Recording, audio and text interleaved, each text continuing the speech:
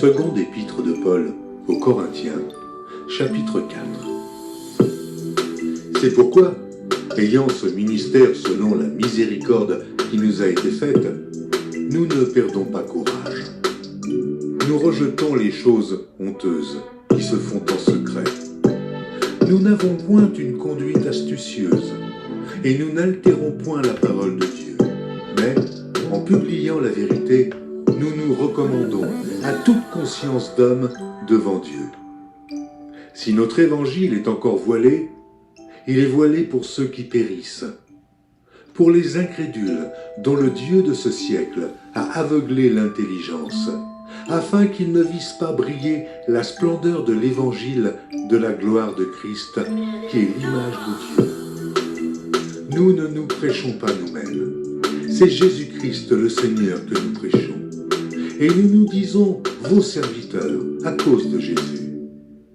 Car Dieu qui a dit « La lumière brillera du sein des ténèbres » a fait briller la lumière dans nos cœurs pour faire resplendir la connaissance de la gloire de Dieu sur la face de Christ. Nous portons ce trésor dans des vases de terre, afin que cette grande puissance soit attribuée à Dieu et non pas à nous. Nous sommes pressés de toute manière, mais non réduits à l'extrémité, dans la détresse, mais non dans le désespoir, persécutés, mais non abandonnés, abattus, mais non perdus, portant toujours avec nous dans notre corps la mort de Jésus, afin que la vie de Jésus soit aussi manifestée dans notre corps.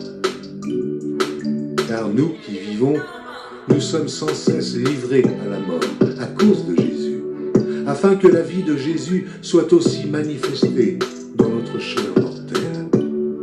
Ainsi, la mort agit en nous, et la vie agit en vous. Et, comme nous n'avons pas le même esprit de foi qui est exprimé dans cette parole de l'Écriture, j'ai cru, c'est pourquoi j'ai parlé. Nous aussi nous croyons, et c'est pour cela que nous parlons, sachant que celui qui a ressuscité le Seigneur Jésus nous ressuscitera aussi avec Jésus, et nous fera paraître avec vous en sa présence. Car tout cela arrive à cause de vous, afin que la grâce, en se multipliant, fasse abonder, à la gloire de Dieu, les actions de grâce d'un plus grand nombre.